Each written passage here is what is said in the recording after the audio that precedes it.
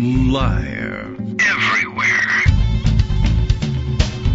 On netrootsradio.com.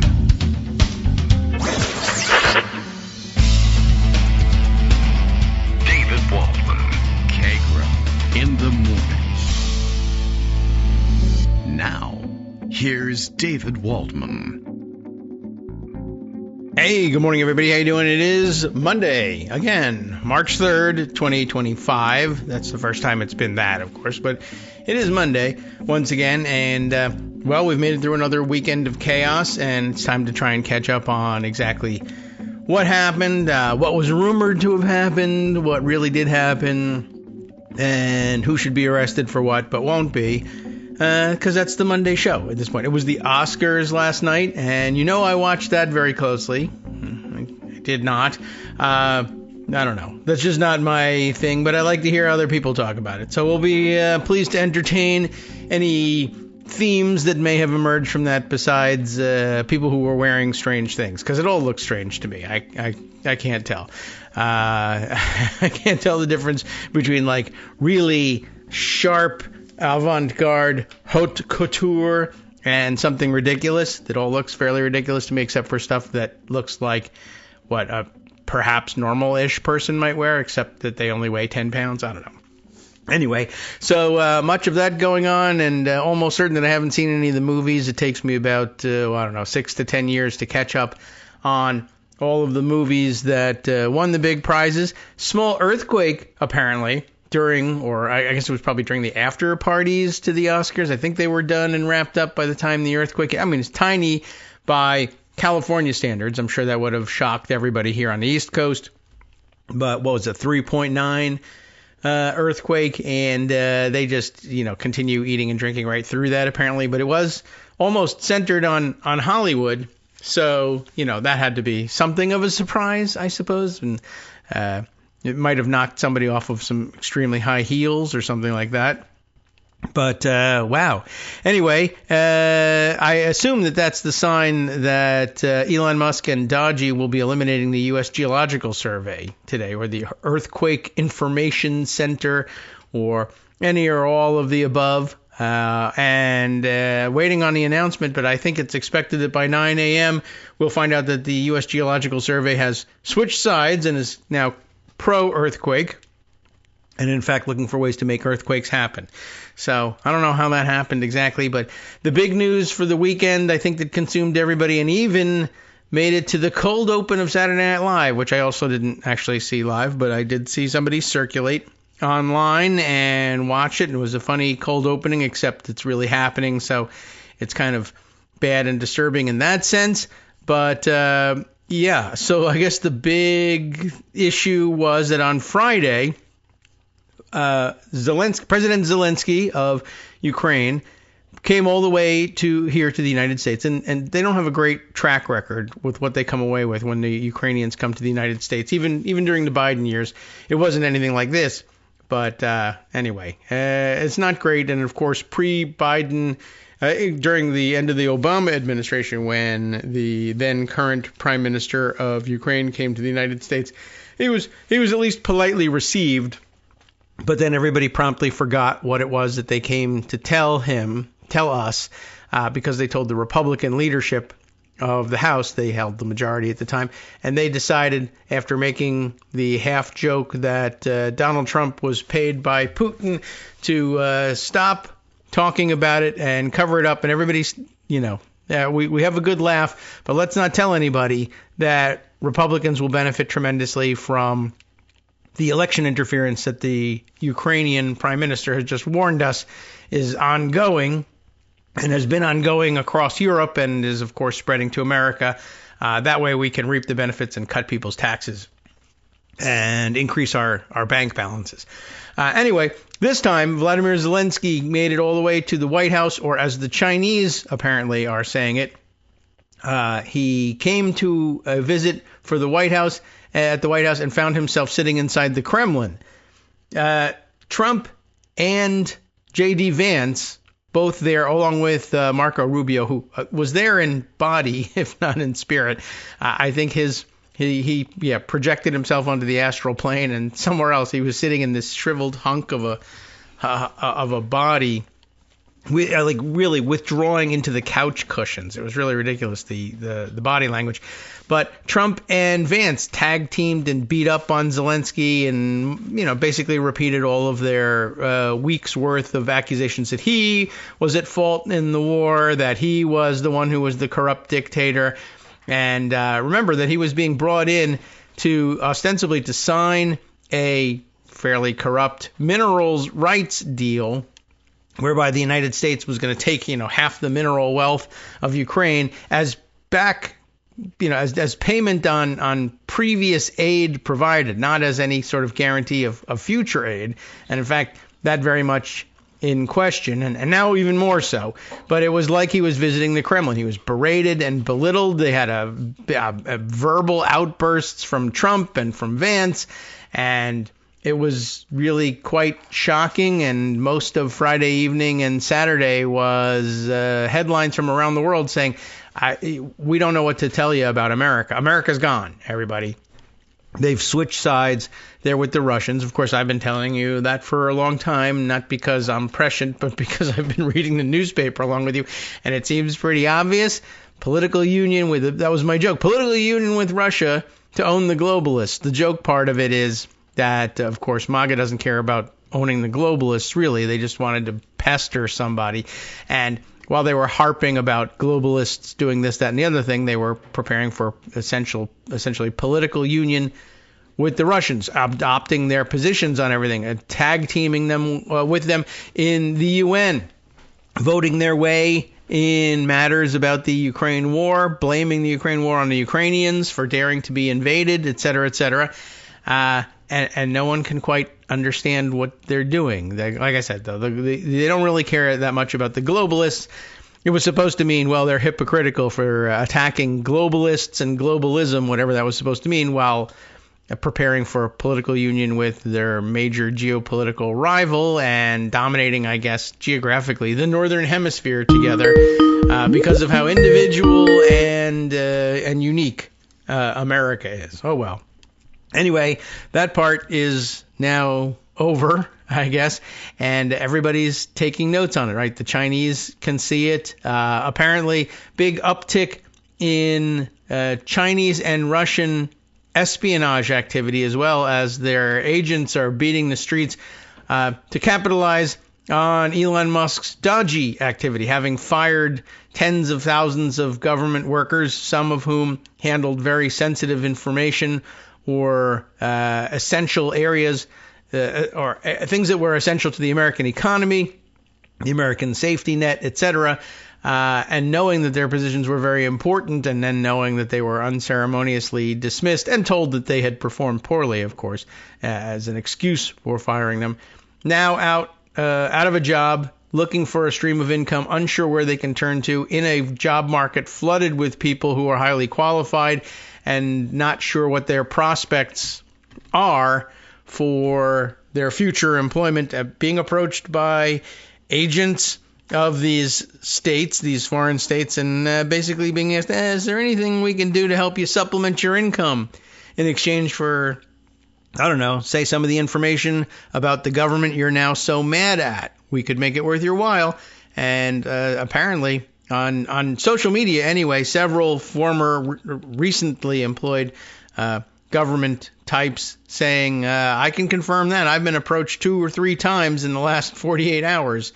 So not a super great national security weekend all around. Greg Dworkin is here. He's personally secure in Connecticut, but worried for the nation. That sounded like it had gravitas. To me, anyway, in my headphones. That's your Walter Cronkite voice. Yeah, why, thank you. This is day. What day are we on here? Day, I don't know. Let's say 17. That's a lot less authoritative if it says it that way. Let's say it's day 17 of captivity. I don't know.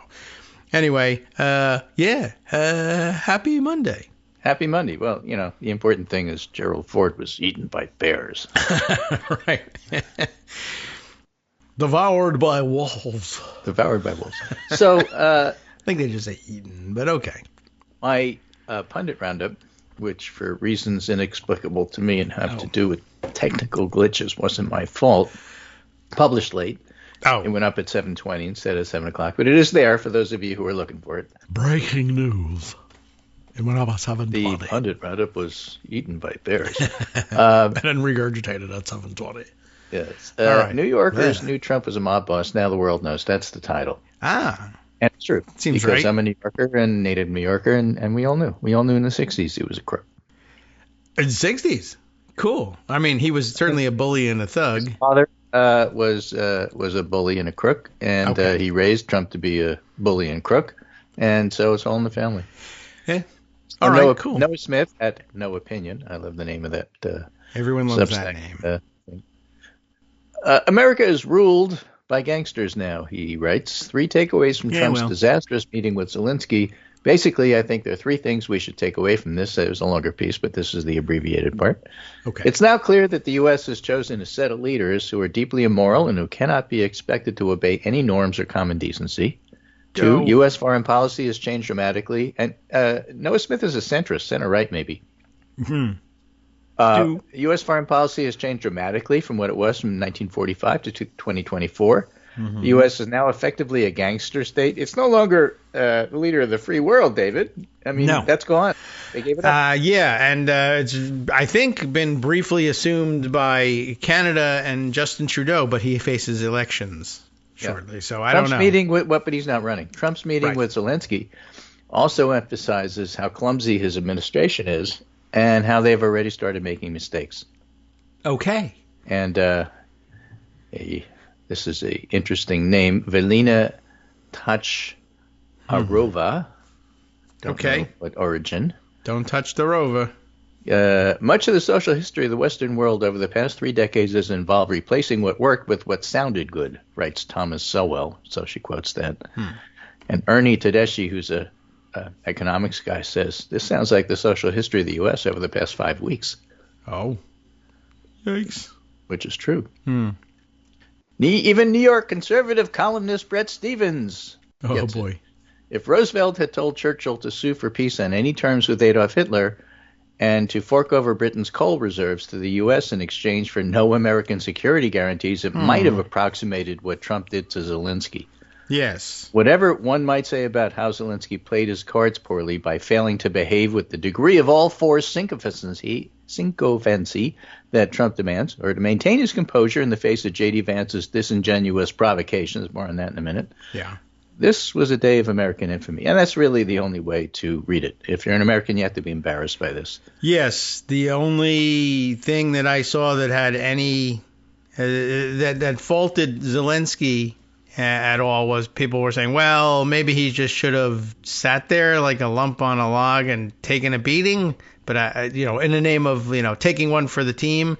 But I don't think that went. I don't think his reaction went over poorly in Ukraine. No, actually, people, even his political and he's the opponents, president which of there are that many, country. rallied around him. Yeah, and then the rest of Europe and the world, largely. Did. I mean, minus the Russians, I guess. And Trump is really pissed because he wanted to be seen as the great deal maker that nobody would gainsay. And, basically, to his face, Zelenskyy said, well, I'm not sure everything you're saying is exactly right. And that was enough to set everybody off. In fact... We should have anticipated that. Macron did that to him 2 days before. Yeah. But Macron, could have been 3 days and everyone else who has spoken to him, Keir Starmer, did the obsequious part because everybody knows you have to butter Trump up in order to get along with him. And Zelenskyy didn't go along with that. Yeah. So I'm not wearing a suit, and I'm going to tell you to your face you're wrong. And, whatever. They really pretended to take offense. Oh, my God, what an insult to the United States. No, it isn't. I mean, Elon Musk just did. He led the cabinet meeting in a graphic T-shirt and a baseball cap. Right. So there's a screenwriter, actor, director named Todd Alcott. I mentioned these credentials because he knows something about Hollywood. Did he win a big Oscar? No. Oh. But he wrote about Vance. All right. And he said what Vance did yesterday in Hollywood terms is called the stranger in the room. Screenwriters especially are well aware of the role of the stranger in the room. The stranger in the room is anybody in a meeting who's just there as a friend, somebody who has no creative authority and no stake in the project being discussed. Anyone in the room who's a last-minute addition. Sometimes it's a 20-something intern. Sometimes it's an executive from another office. Sometimes it's somebody from marketing or an older, more experienced producer who's lending a hand for the day. Sergei Lavrov, maybe. I was once pitching a legacy reboot project to a legendary producer, a real lion of the industry, and his 22-year-old daughter was also in the room. Oh, Elon's son. Or Elon. She interrupted my pitch to say, yes, but we don't want any conflict in the movie. No, you don't want that. The purpose of the stranger in the room, he writes, that's capital, is to destroy the project. The stranger in the room is the one who, after the writer and producer and director have all agreed on the direction of the story, says, yes, but how will that play in China? Or this sounds a lot like this other movie that's already been done. Or isn't this movie really about love? The stranger in the room is always, always, always there at the behest of the most powerful person in the room, whether the stranger understands it or not. They're acting on the behalf of the studio, and it's the studio's natural desire to say no because nobody's ever gotten fired for saying no, and Hollywood executives are terrified they'll be fired for saying yes. All right. But they don't want to be disliked by creatives, so instead of saying no, they bring in a friend or a protege or an ally from some other department, or just grab somebody from the hallway, a producer on another project, and just sit in on the meeting. They don't know what they're looking for. They hear 100 pitches a day. They don't know what, if anything, will please the boss. So they bring in an ally to get another viewpoint, any viewpoint on the project, so they can then say no without looking like an asshole. I see. Instead, they can say, yeah, that's a good point. We have to keep in mind the China market. Oh, yeah, this does sound a lot like that other movie now that I hear it out loud. Or, yeah, what about love? We're forgetting all about love. Why isn't your action movie pitch really about love? And then suddenly the balance in the room shifts. Suddenly a collaboration or a negotiation becomes an argument, where just moments earlier everybody was agreeing on how awesome the project sounded. Now suddenly the creatives are on one side and the suits on the other, and the meeting becomes a power struggle when the creatives only lose because the suits have the money and the creatives only have the art. And the art? Okay. So in Hollywood terms, Zelenskyy was the writer, director, producer. Trump was the studio executive, terrified of losing his job. And Vance was the disinterested ally brought in to bring up some random point that would turn the negotiation into an argument. Now, I'll leave it up to you to figure out who the studio head is. Yeah, I don't even know. I can't. Well, Trump is, obviously. I don't know. Well, Elon wasn't there, so Trump is the executive. Yeah, okay. I mean, right. And Elon wasn't there. I don't know where he was at that time, but he was not interested in that. But that's what happened, and I think that in those terms, it's totally understandable what Vance was doing. I mean, the idea that oh my goodness, this all went sour because Zelenskyy was rude was garbage put out by the Trump administration. And of course, the media was happy to go along by saying, well, we spoke to somebody off the record at the Trump administration who said, no, they had planned to sign a deal till Zelenskyy was rude. And so therefore, my accurate reporting must be correct, as they told me. And none other than John Harwood, a very experienced reporter, said, you have to understand, everybody in the Trump administration lies to you constantly all day, and you still haven't adjusted to this. You can't just take them at their word that this is what happened. They're lying to you now. It was live on television. Like, you didn't have to be in the room to right, but the figure it out, motivations, the idea that, no, we went in there maybe. No, they went in there to ambush him. They're lying about that.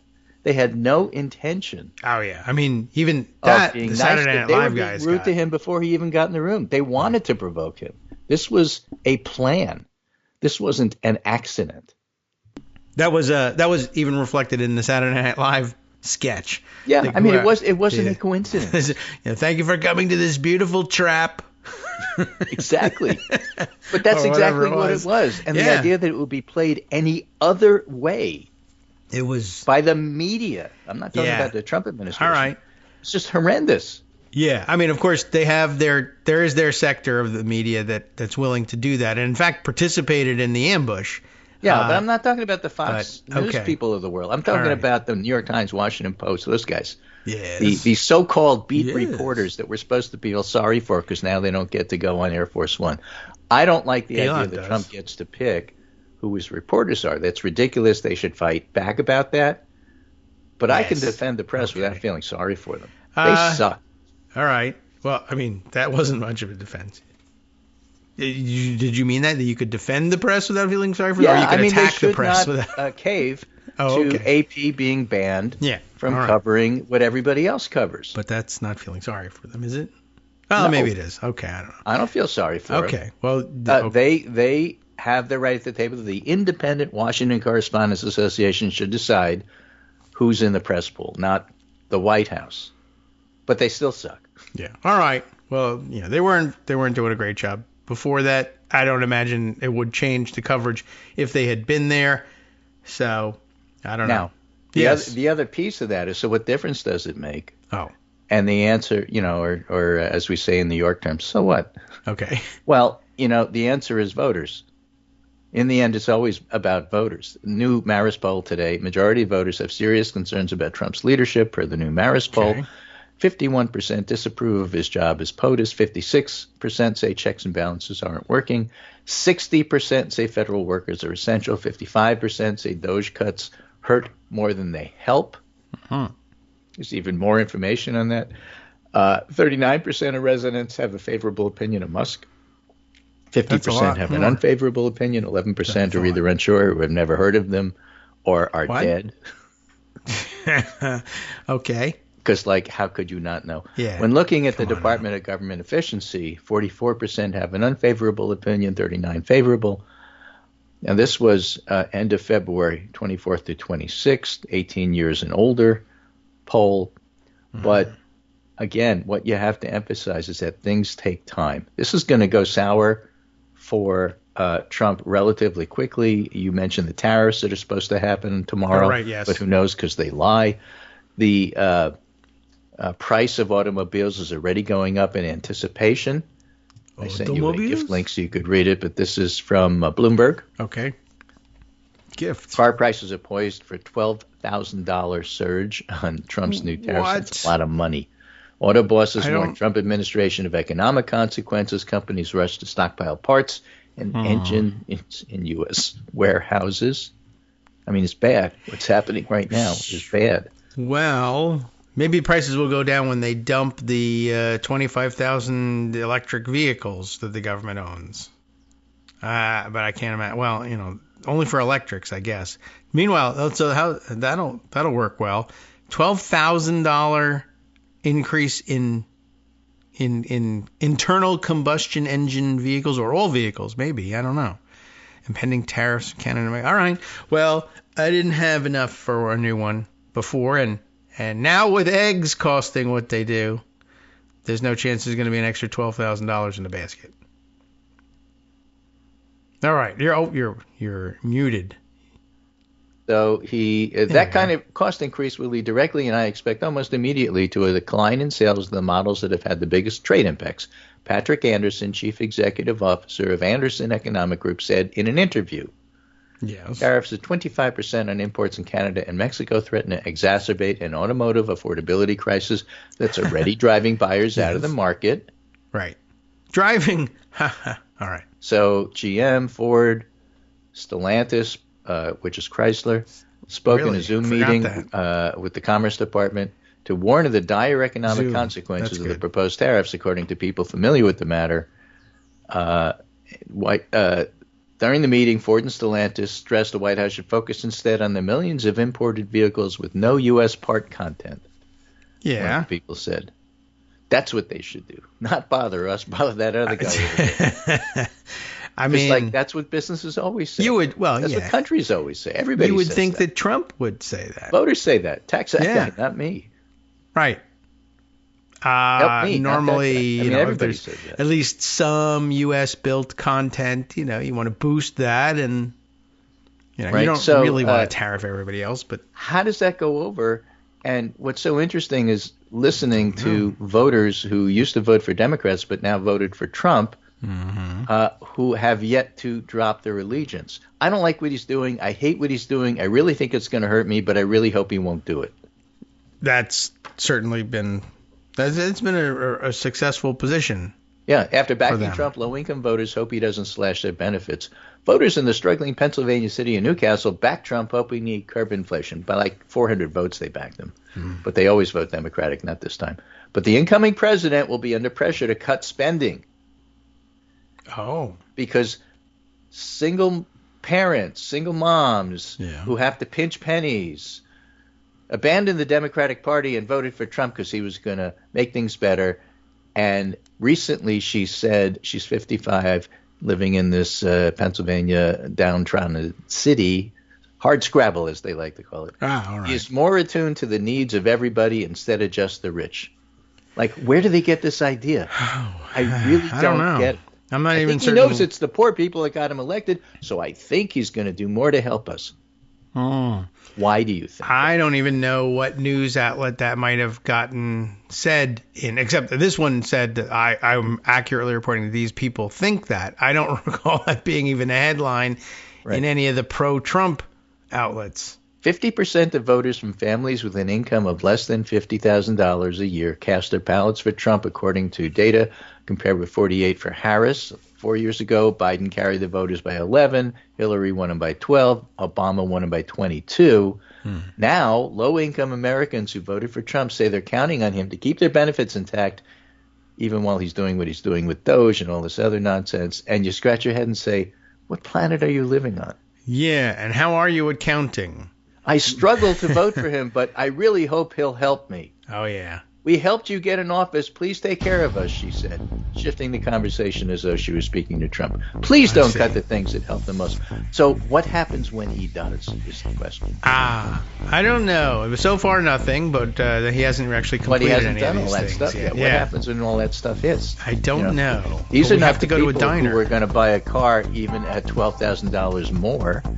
Right. But these are the people who are looking for eggs. Yes, at diners, where they're even more expensive. Makes no sense. Where Greg. there's a surcharge. Hi, I'm Scott Anderson, the guy that writes the daily summary for this show, Kagro in the Morning. Thank you to everyone that supports this show.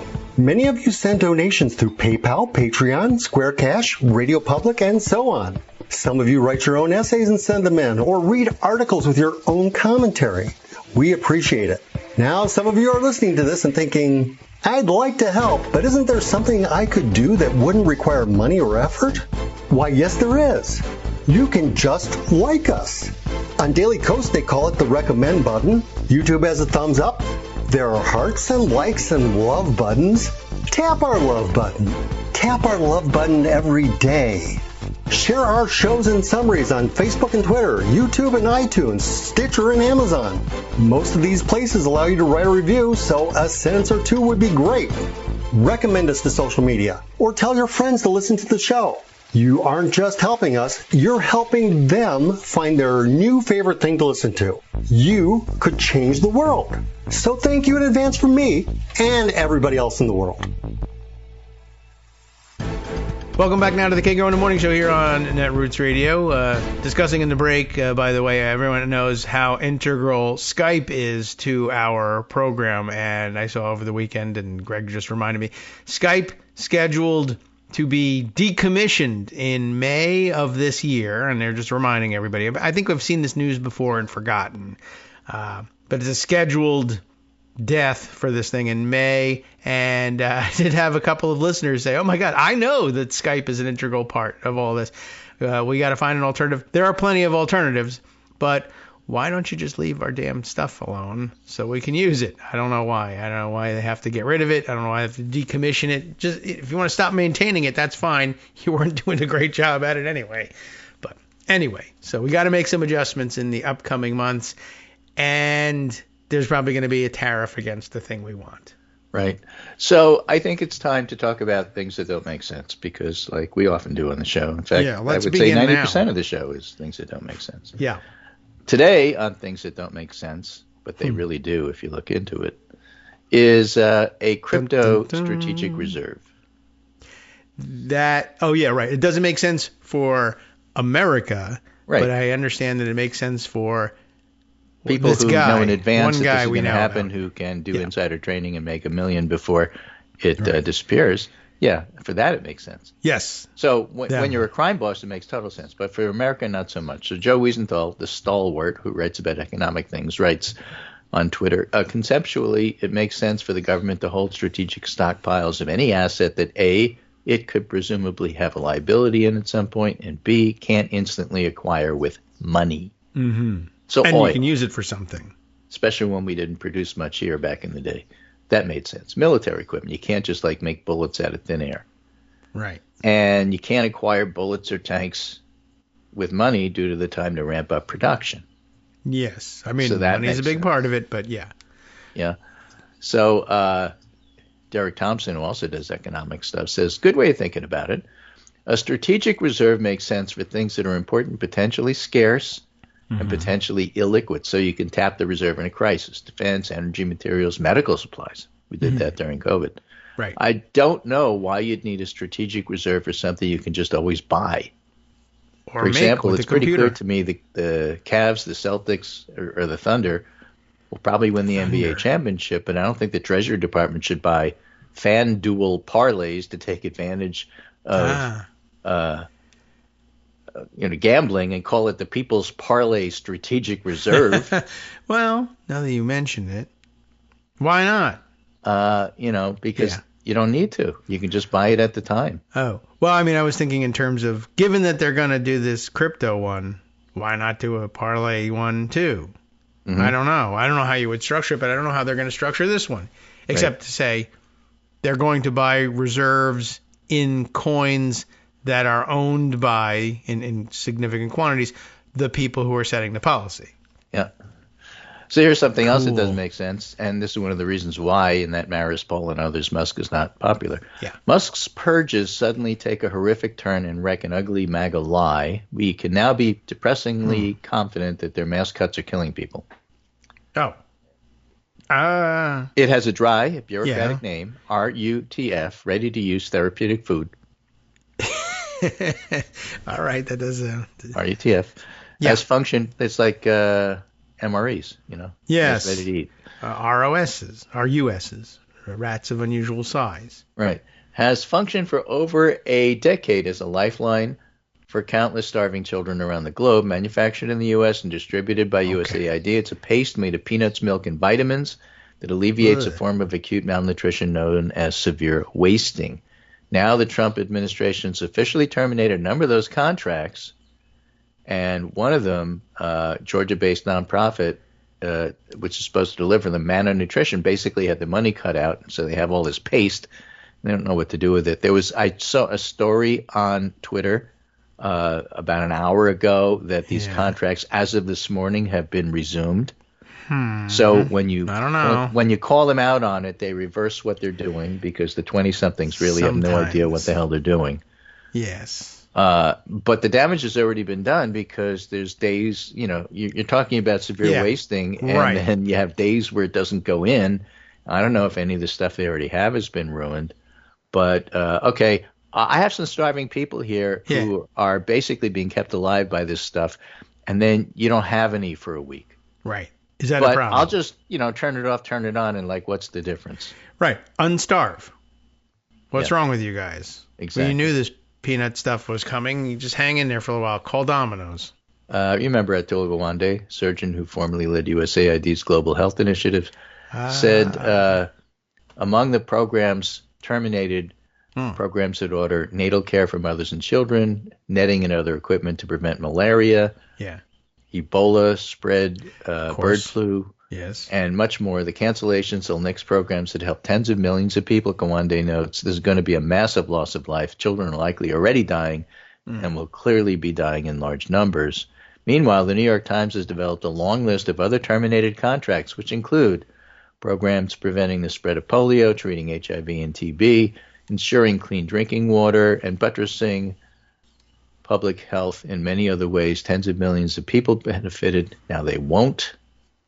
Now it's not clear. Again, all the time this happens. It's not clear when Musk, who lies through his teeth, says that, all this stuff has been turned back on, whether it's really been turned back on, or in many so cases, for how no. long, or they turn it on until you look away and then they turn it off again. They're we doing just that don't know. too. Yeah, apparently that's been the case with a lot of NIH grants. They have been ordered by courts to turn them back on. Someone says they're turning them back on, and sometimes they even are turning them back on. And then, as it turns out, the dodgy kids go back and turn off the payments manually one at a time again, and are of the opinion, well, the judges told that guy to turn them all on. They didn't say, I couldn't also turn them all off again. Yeah, they did. That was actually, what the ruling means. Right. But I did not read it. This is like pausing a plane in mid-flight and firing the crew. Yeah. Gawande said. Get another one. Terminating the contracts means we're not investing in a wind down, like you don't land the plane first. Yeah. The fact that these cuts were handled this way, wantonly and recklessly, tells us everything we need to know about the administration's true goal: broadcast a clear message to the world. We're now shrugging off any sense of obligation to the poor. As Gawande put it, they're almost gleefully celebrating the destruction of these programs. And again, that's when you go back and you look at the Marist poll and find that, most people really aren't okay with that. Yeah, more highly volatile town halls over the weekend as well for Republicans. I know that they got the instruction to stop doing them. Some of them hadn't stopped yet. Yeah, it's very curious. Like turning grants back on. They take their time when getting around to it. The instruction went out very clearly: don't do these anymore. It did strike me as odd why Republicans would say. I figure they probably thought, well, we scheduled it, we announced it, we rented the place. Let's go ahead. We won't do any more after this. But why don't they just say, screw it? I don't like people anyway. I don't listen to them. Why don't we just cancel? But anyway, they went ahead and did it. And in some extremely conservative places, including western Kansas, where the senator, and I forget which one it was, and they only have two, and I don't remember any of the people there, went and had a town hall, and he too found a hostile audience of very, very Republican people who, and it's almost universally the case that they're very upset with, even if they say, I like the idea of radical cuts, I don't like that this guy who wasn't elected to anything keeps turning stuff off, including the payments, like, for instance, to me, when I agreed with a government contract to install solar panels or wind turbines on my farm, or to buy my produce for international aid programs, that's actually bothering me a great deal. So you want the good news or the bad news about gas prices? Gas prices. Bad news, please. I don't know. Well, sure. There's probably not a good reason for what I'm about to tell you. That's okay. The bad news. All right. All right. The good news is gas prices rise every spring. Yeah. But they haven't risen as much so far yet this time. That's the groundhog. That has nothing to do with presidents. I see. Price rise every spring, regardless of what party's in the White House, said Patrick DeHaan, the gas buddy guy. Okay. And this was in response to Chris Murphy saying measles outbreaks are back, grocery and gas prices are up, bird flu spreading, all our allies hate us, air travel's getting unsafe, the stock market's tanking, the government's about to shut down, and it's only been 6 weeks. And he said, well, actually, the gas isn't up. Well, you're wrong. Gas isn't up because of the president. Okay. He's right. Oh. Of course, Chris Murphy's right about the whole big picture. But, DeHaan's right about gas prices not going up because of the president. It's going up for no reason. It's going up because every spring you change the additives, and so spring and summer gas always cost more. That's a reason. Okay. Always. Every year in spring, gas prices go up. Well, however, they're not going up as much as expected. Usually they go up 20 to 60 cents a gallon. And now they're expected to go up 20 to 40 cents. Oh, well, then it's not much less, but it's less. I'm glad that it will be less. But why are you glad? You see, the reason it's going up is because you add additives. That's why they're called additives. So you add them to the gas in summer. Okay. To make them less polluting.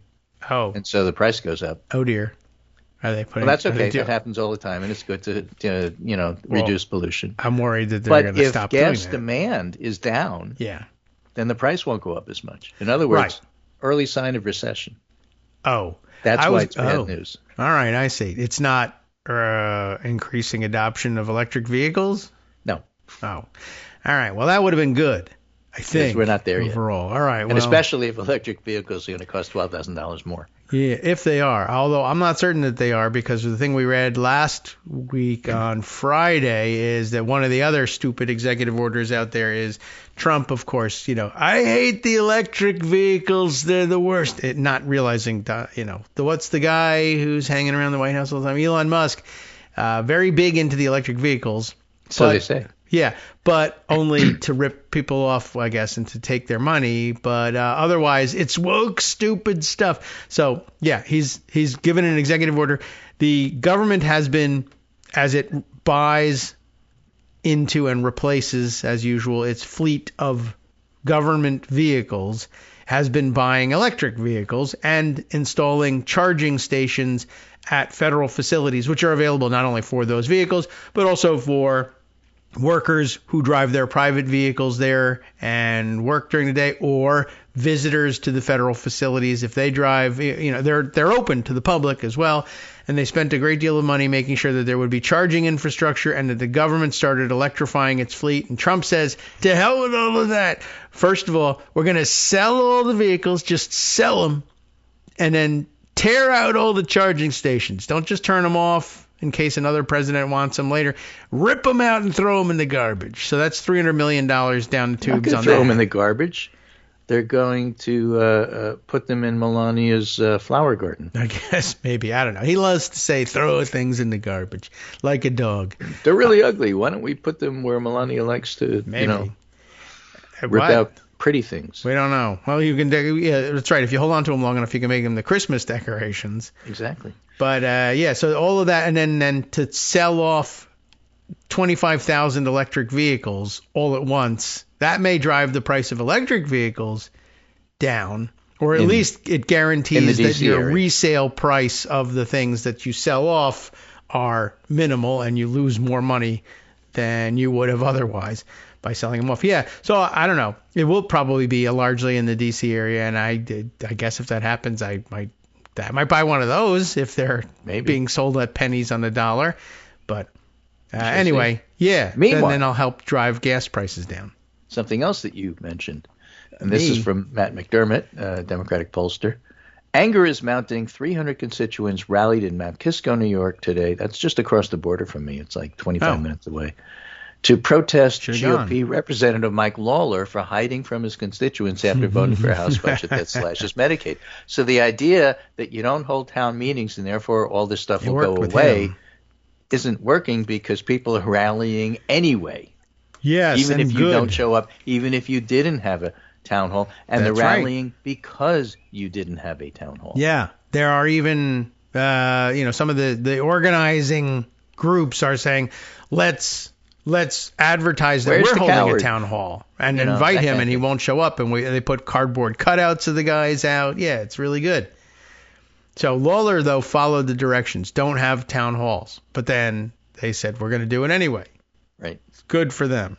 So another thing, the NewsHour, PBS NewsHour, obtained USAID Nick Enerch's memo, which contradicts claims made by Secretary of State Rubio, the White House, and Musk about life-saving aid being turned back on. Yeah. Enrich lays out detailed timeline from January 28th to February 28th, and how waivers didn't restart the flow of critical drugs and food. And one of our legal experts on Daily Kos commenting said, this really ought to be evidence for whatever case people bring, because it's clear documentation of what's going on. Yeah. And right. And as I said, by the way, on the pundit roundup today, because I get complaints about this all the time, which I totally understand. We're doing a lot of tweets. We're referring to Twitter. You see tweets, too many for your taste. That's because that's where the news was. Yeah. And I'm a very practical person, like most voters. Yes. Well, I would like if all this stuff would show up on Blue Sky. I'll do Blue Sky, but it's not there. It's here. Increasingly the case, but like the adoption of electric vehicles, it's going slowly. It's spotty. Yeah. But yeah, more and more organizations are not only moving to Blue Sky, but making a show of withdrawing from Twitter. But it takes them some time. Great. I think it's wonderful. I encourage it. I'm on Blue Sky, but I can't always find the stuff I'm looking for. Yeah. Right.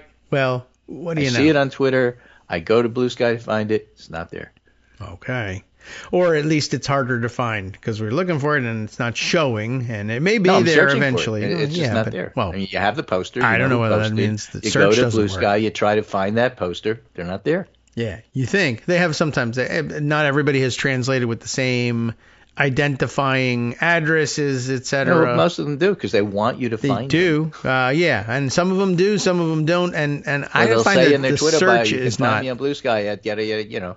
Yeah, But can't find it. and sometimes yeah. And look, if it's going to be that hard, it's not working. Yeah. Well, yeah, you got to move fairly quickly, and if it's easily accessible on Twitter and not so on Blue Sky, you gotta meet your deadlines. That'll change over time, but Yes. what can you But do? it hasn't changed yet, and therefore that's where we're at right now. All right. I blame I don't know, Elon's kid. I saw some pictures late last night that apparently, lots happening with Elon. Elon and this one particular kid that he keeps carrying around on his shoulders. Yeah. I haven't. We talked about this. The stranger at home in the here. room. Yeah. Well, right. But there's now more than one that's in D.C. with him, as we saw in the meeting with Modi from India. Is he prime minister or? Yeah. Prime minister. I'm not certain which office he occupies. Leader. But he recently had a summit type meeting in D.C. and they dispatched. Not only did they not send the president, they sent Elon in his place, but Elon brought two of his young kids, and I think one of their moms. And maybe somebody else, a true stranger in the room. We weren't even aware of who this person was. Maybe a nanny, I don't know. And they were crawling all over the couches and everything. While Modi had his government ministers with him. But he's got one favorite that he carries around with him on his shoulders all the time. And although I see people speculating that he's wearing him as an anti-assassination vest, which maybe, I don't know. But he and his mom, not the kid's mom, but Elon's mom, arriving yesterday via Air Force One and then arriving at the White House, clambering out of Marine One because it is now being reported they're living there. They are just being put up at the White House indefinitely, which is a real surprise. Just because I thought Trump was going to say, get that kid out of here after that one press conference where the kid was picking his nose and telling Trump to shut up. Yeah. Which was pretty cool, actually. But they're living in the White House. How does he not get rid of them? But Elon's mom is apparently, now a object of some fascination and a bribe machine all by herself. Yeah, there's an interesting story, but briefly it was being reported yesterday that Elon and family arrived on the official transport not in the company of the president, but that these planes and helicopters had been dispatched to pick him up and take him back home from wherever he was. But I think that's been withdrawn. And Trump was down in Mar-a-Lago for the weekend, and it would make some sense that he might take people along with him. But Musk is basically like living in his pocket. That means he's with him over the weekend in Florida. He's living in the house, and they can't seem to get him out. And at the same time, as a special government employee, he's claiming he's limited to 130 days of work for the government under the special government employee exemptions. So that has passed, of course, or is about to pass. But they're now claiming, he only works for the government 1 day a week. Right. So this is going to last 130 weeks. Well, again, as John Harwood used to say, which is to say he said it yesterday, yes. They lie about everything all the time. Yeah. You have to get used to it. The guy's living in the house. I think he's doing more work. And he'll tell you, I'm working every day 24/7 on That's ketamine. what he says. But no. For official purposes, just like in the courts, we don't know who leads Dodgy. We don't know who the administrators are. We never heard of this. It's certainly not him, because if it was him, he'd have to file all these disclosures, and he's not doing that, so it must not be him. He's just living in the White House for reasons. So here's another of those town halls, this one in Kansas by Senator Marshall. That's the one, yes. Perhaps the one you were thinking of. What's interesting about this, some more shirts are carried, signs critical of Marshall, the Trump administration, and dodgy. Marshall then walked out of the room as people yelled and boo. That's from a Kansas City outlet. Star, maybe? But the thing, KSN, whatever that News, is. Maybe? Kansas City News. Kansas City Nudniks. KSN? KSN. Oh, City KSN. spelled with an S. It's the local NBC affiliate. All right, so but what's K interesting, or W remember, KSN. in some of the other cases, the representatives who are being booed out of the room claimed afterwards, I'm not doing these because they're busing in constituents from other districts. Senators can't do that. Well, they're coming That's from... not an excuse available to them. They'd have to blame busing in people from other states. Kansas City, Missouri. Yeah. But this wasn't in Kansas City. This was the one I was thinking of. It was in western Kansas. Yeah. And it starts with an O, and I can't remember the name of the town.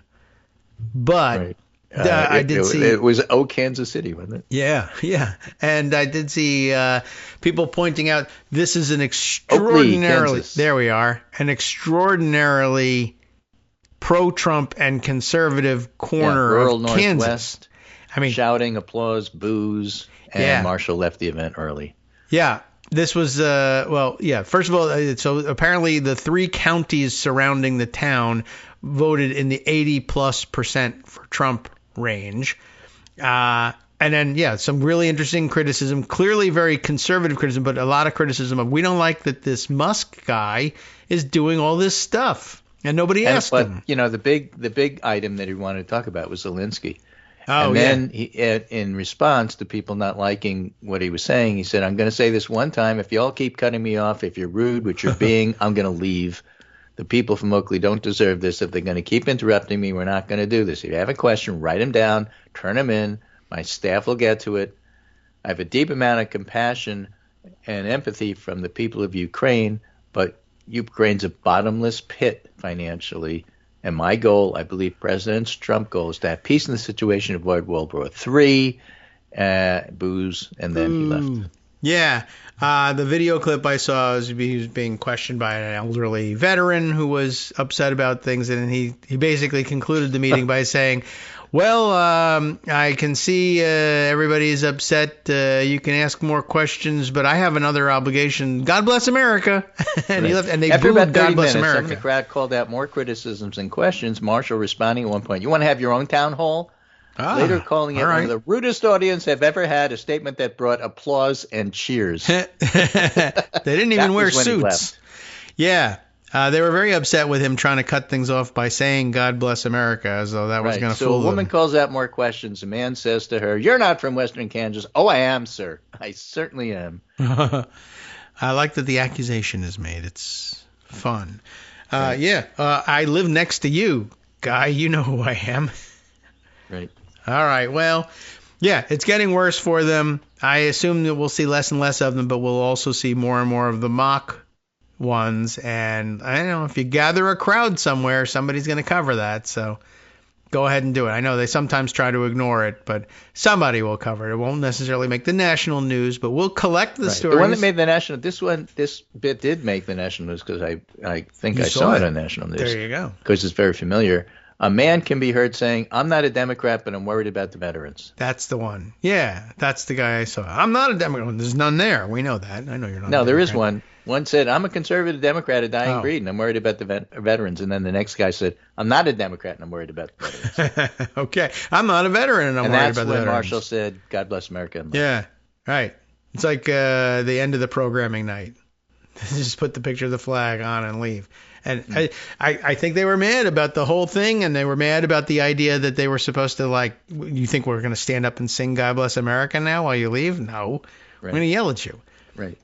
And then I'll end with this little comment, which is great. Christopher Ingram, who's a independent reporter, Minnesota reformer, ex-Washington Post, ex-Brookings, ex-Pew, says these are incredible times for centrist punditry.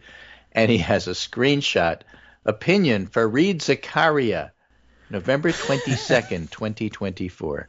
Why Doge is an essential and important idea. November. Even failure could be instructive.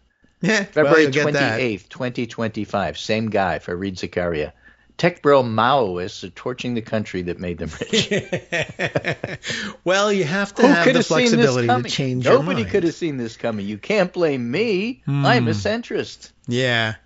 Well, we always love to make room for people to change their minds. Terrible idea. Everybody knew it was a terrible idea, except for Fareed Zakaria. But, he's got a talent to print. Right. And I'm sure his defense of it, I don't buy it, but his defense of it would be, well, I was just saying there's a germ of a good idea in there. In defense of it, I'm never wrong. Yeah. I never apologize for anything I read. Right. Well, we'll get off to a much better start if you admit from the beginning, I'm never wrong. But just in case you think I might be wrong, I want you to know that first column was, it's a terrible idea and the whole thing sucks. But there's one thing that if they cut the thing that I thought should have been cut, that's what I meant. That would have been okay. But they didn't do that. And so they're bad. But okay, what, Maoists torching? All right. That's a big turnaround. Yeah, well, that's a good how it started, how it's going meme. So, all right. Well, good. That gets us to the top of the hour and the bottom of your segment, I guess. We've scraped the bottom, and that's all that's left. Oh, we haven't scraped the bottom yet. Wait till Wednesday. Okay, yeah. Well, there'll be more. There'll be fodder, I'm sure. And eggs will be like $19 a dozen by that point. So get them and save them now. They should have given... instead of Oscars, they could have given out a dozen eggs to the winners. That might have been worth something. Anyway, all right. Well, we'll wrap it up and then let's say skip tomorrow and come back Wednesday. What do you think? Sounds good. All right. Write it down. Thanks, Greg. We'll do that and be back in a minute to round up everything else that happened in the entire world that we haven't mentioned yet in 1 hour. I mean, it'll happen in 1 minute, but then we'll contain all that news in the next hour. How's that? Yeah, it sounds good. Okay. Very good. See you then. All right, welcome back now to the Kagro in the Morning Show here on Netroots Radio. What do you want to hear about first? I don't know. Let me run through what we have stuck in pocket here and see what's what. Oh, okay. This is the Blue Sky entry in which Chris D. Jackson of what? Of, I don't know. Let's see. Of dad and husband fame, apparently. That's tops on the list. And 16 years in elected office, presumably some of which occurred while also a dad and husband. And a radio and podcast host, as well as a strategist and party chairman. Where? I don't know. One of the state party chairs? I don't know. Chris D. Jackson compiling photos of, as I said, the aforementioned Elon Musk and his mom, whose name is May, with an E on the end, I guess, and one of his kids. They don't even bother to identify which one it is, and there are two of about this size and age. This might be AEXP Q598 Hut Omaha, or another one with a similarly strange name. But here they are arriving at the White House. Let's see, we have a photo of them deplaning on the steps from Air Force One, waving in some unknown location, disembarking from Marine One, and then walking in the portico at the White House on their way in. And Trump is not in any of these photos, so I think that's what led to the speculation that they might have been alone on the aircraft. But Chris doesn't say so. He just he was the one who circulated to wide reposting, whatever the hell they're calling it these days. This is breaking, he says. I don't know why it was breaking, but anyway, this is beyond outrageous. Elon Musk, his cranky mother, May, and one of his young kids were chauffeured in Air Force One and Marine One straight to the White House, where they're apparently staying. WTF is going on? It goes without saying This is not normal. Eye roll emoji in there as well. After which I saw someone else quote this post and point out, though I think that pointing out is now gone, and others have said, no, he was there. But this person was claiming, and I can probably find it, but why call the person out at this stage of the game if it's not true? If it turns out to be true, we'll go back and credit them. How about that? We'll give you a free pass on this one, because who knows? Anyway, but the speculation was that Trump was just not on the flight. And I could certainly see him deplaning differently or at a different time or from a different exit even than everybody else on the plane, just because he wants to be the special boy. But he likes coming down those steps and getting photographed, I think, although he has trouble with the steps. So I don't know. Maybe he gets off the plane on the back these days because there's fewer steps involved or whatever. But then getting off of the helicopter but especially walking in the portico, like you would think that Trump would be with them by that point. So even if he's on the flight, it's interesting that he holds himself out separate from Elon and family.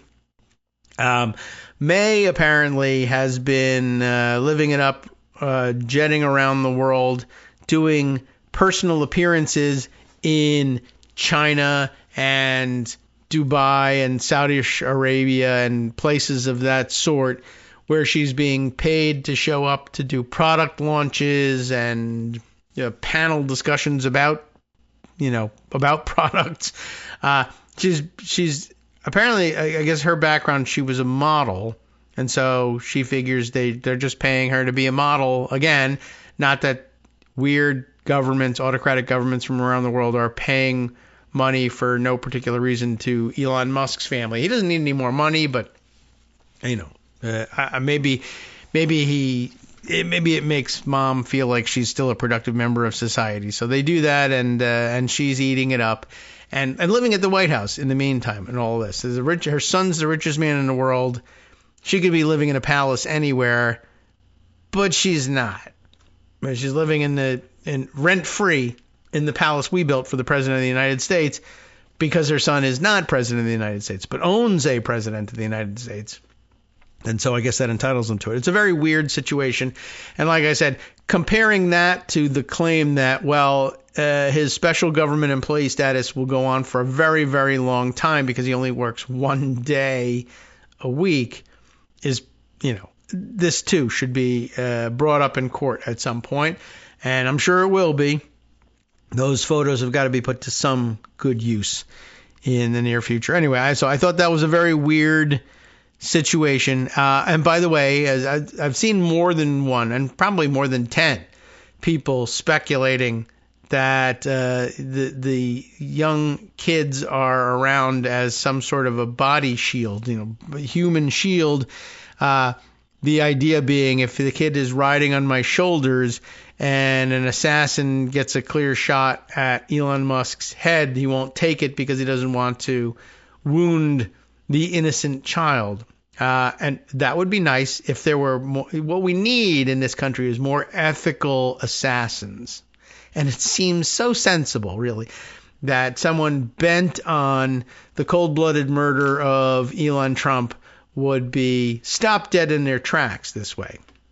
I'm pleased and proud to be from a country that produces such ethical would-be assassins. The problem arises when we finally, we're technology advancing the way it is. Eventually, we're going to encounter our first time-traveling assassin who is in fact sent here with advanced knowledge of how badly these Elon Musk children turn out in the future. And how could you possibly do this? Oh, you see what you did? You killed Elon Musk, but you've killed this young innocent child as well. And this person will tell us, I'm here from the future, and I shot the kid. Elon was the collateral damage in all of this. You have no idea. Don't you all? Haven't I landed in the time where you all ask yourselves questions like, if you had the chance to travel back in time and kill baby Hitler? Well, guess what? So I don't know. We'll see how well it works. He's a tech bro, and he thinks he's going to land on Mars. Somebody is going to think they came from the future. and take care of this. And gosh, what a mess that will be. I do not advocate it. It's not a great idea. I'm just saying there are people who might think it is. And watch out for those guys. Anyway, let's see. Other things that I could share with you. There's some Rolling Stone follow-up reporting on the story we read the other, I don't know when the hell we read, beginning of last week, I guess. And I read it to you. It was the story of the FAA, what would they call it? Modernization, a technological overhaul for the FAA, a contract for that purpose awarded to Verizon worth a reported $2.5 billion to do. And in the course of their day's work over at Dodgy, they decided, this is probably a contract that could plausibly have been fulfilled by Starlink over at the division of Starlink over at SpaceX, which Elon Musk owns. Why don't we basically go into the contract and, if not actually erase Verizon's name and write in Starlink, at the very least, let's turn off the money that's going to Verizon for this thing and start sending it to Starlink instead. On what basis? On what authority? None. What if we just did it because we control the computers that pay the money? Well, surely Verizon would object. Yes, probably true. On the other hand, we could also tell Verizon, well, you do a lot of government contracting. And if you make a stink about this $2.5 billion that we steal from you and give to Elon, what if Elon's pals turn off all the rest of your contracts, of which there are many and they are worth many more billions? Would you want that? No, we wouldn't want that. So apparently, it's early in the game and we don't know what evidence they've gathered yet, although we could read Rolling Stone and see what evidence Rolling Stone thinks it's gathered. But what about Verizon's lawyers? And if they do gather the information, do they just surrender anyway in hopes of that by doing so they wouldn't jeopardize the rest of their contracts? Of course, if you can take one of the contracts, you can take 2, you can take 10, you can take them all if you want to. So it's not clear that there's any benefit for getting out of the way. But when I did see this and they started saying, yeah, it does look like Rolling Stone seems to be backing up the notion that there's something actually very crooked going on here, which they weren't willing to say, I think, in the first article that we read about it, where they just said, I don't know what happened, but Verizon had the contract and now Starlink thinks it should have the contract and it wants to start getting money for it. But they wouldn't come out and say Starlink stole the contract. Though it's increasingly clear that that's the case. And people ask, well, why isn't Verizon suing? And like we said, well, 1, it's early in the game. And 2, you might also ask, well, I don't know why they're not suing, but why would a couple of very, very big and very profitable and powerful media organizations who have slam dunk defenses against lawsuits that Donald Trump filed in his personal capacity against them, saying that they defamed him, or in some cases, that they manipulated the content of a Kamala Harris interview in the case of CBS, 60 Minutes, etc., to make her look good and me look bad, to try to influence the election. Completely ridiculous claim and just not a ground upon which you can sue. Any number of other similar suits, and they all decided, let's just make a multi-million-dollar cash settlement, despite the fact that we should be able to win this and countersue him for attorney's fees and win them. What if instead of winning money, we gave away money? And they're doing it, so you tell me why Verizon isn't suing, or even if they do get the information that they need. What would that information entail? Well, I think that's what's being reported here by the good folks, not the bad ones, the good ones at Rolling Stone. In this case, Andrew Perez and Aswan Subsang, who are among many good people. In fact, I don't know who the bad people at Rolling Stone are, or if there are any. They have then this exclusive report. FAA officials ordered staff to find funding for Elon Musk's Starlink. I don't know if we are paywalled on this thing or not, but let me give you the information that I can, while we ponder and look into the price of a Rolling Stone subscription alongside Wired, the Federal Aviation Administration directed staff to locate tens of millions of dollars. I'll tell you where to find it. It's in a bank. Go get it there. Tens of millions of dollars for a Starlink deal, sources tell Rolling Stone. And as I said, Andrew Perez and Aswan Subsang teamed up on this one. It is paywalled, but I think there's a way around it here in Pocket. And a couple other people have had some clever ways around it too. Elon Musk's satellite business, Starlink, may not have officially taken over Verizon's $2.4 billion contract with the Federal Aviation Administration yet to upgrade the systems that it uses to manage America's airspace. However, on Friday, while we were all relaxing, FAA officials ordered staff to begin finding, whatever that means, tens of millions of dollars. And by the way, I've ordered myself to find tens of millions of dollars in the couch cushions. Working on it. Slow going, but it is an order, so I do expect to fulfill it. FAA officials ordered staff to begin finding tens of millions of dollars for a Starlink deal. That doesn't necessarily mean that Verizon doesn't get something, or maybe even all of what it's entitled to, possibly, just so long as Starlink also gets tens of millions of dollars. But it's not billions. But I guess they're saying, well, we're not going to be able to find billions in the couch cushions. But if you can find tens of millions as a down payment, that'll keep Elon happy for the time being until he can wrest away the rest of the billions. So they're supposed to find money for a Starlink deal, according to a source with knowledge of the FAA and two people briefed on the situation. The sources note that these internal directives have mostly, if not entirely, been delivered verbally. That is to say, no notes on a MFing criminal conspiracy or whatever the line was. No one wanted to write this one down, and with good reason / bad reason, depending on how you look at it. All been delivered verbally, which they say is unusual for a matter like this, especially. Let's not have any written record of the unauthorized transfer of several million dollars, hopefully eventually a couple $billion. No notes, please. The source with knowledge of the FAA tells Rolling Stone that it appears as though, quote, someone does not want a paper trail. It is unclear at this moment if the Verizon contract is officially dead or if a Starlink deal has been formally inked. But why wait for an actual contract just to give away tens of millions of dollars, right? The FAA and SpaceX, the Musk company that owns Starlink, did not respond to Rolling Stone's request for comment. Musk, the world's richest man, is leading Donald Trump's so-called Department of Government Efficiency, or DOGE. In that role, he has overseen an unprecedented purge of the federal workforce, including the FAA, as well as DOGE's efforts to gain access and control over sensitive information and systems. Trump and Musk recently directed the firing of hundreds of employees at the FAA, a long understaffed agency, ranging from air traffic control support staff, lawyers tasked with keeping drunk and reckless pilots out of the skies, and staffers who evaluate potential new construction hazards to inform flight paths.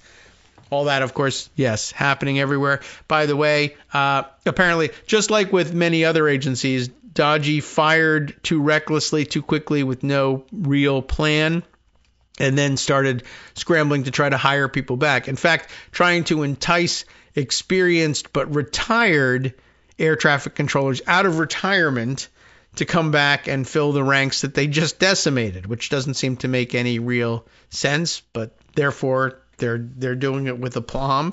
But also, by the way, I've seen in a couple of posts on Blue Sky. I don't know if I put any of them aside, but we'll have to make a note about looking for them. But records, transcripts of courtroom proceedings in which the DOJ is making excuses to the judge about why they haven't complied with an order to supply certain information to the court in a timely manner. And they have the gall to say, yeah, we're here in court in lawsuits over DOGE firing everybody in the government, and we were ordered by the court to produce this information by Friday, and we didn't do it, but we're asking for an extension because we can't meet the demand for all of this information because we're shorthanded because Dodgy fired everybody.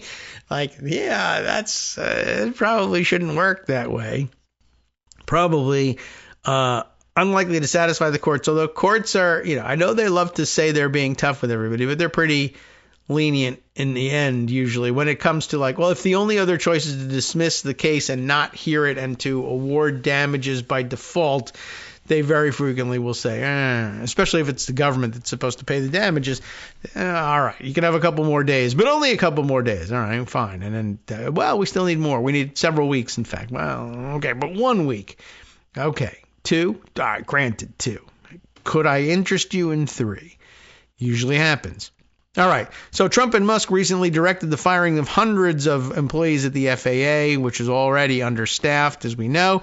Musk's exceedingly powerful role leading Dodgy and myriad business interests present obvious and staggering potential for conflicts of interest, which government contracting rules and ethics requirements are supposed to prohibit, but for some reason are not prohibiting it. SpaceX has benefited from billions of dollars in government contracts, even legitimate ones, and many of the government agencies he is shredding regulate his businesses. The FAA, for example, fined SpaceX last year for safety and regulatory violations, but who cares about FAA safety, right? By the way, another couple of near misses on the runways in the last couple of days, as well as planes landing with the engines on fire and smoke in the cabin. Some of these things are things that happen all the time, and things that the FAA doesn't regulate the birds that get sucked into your engine and set your engine on fire, for instance.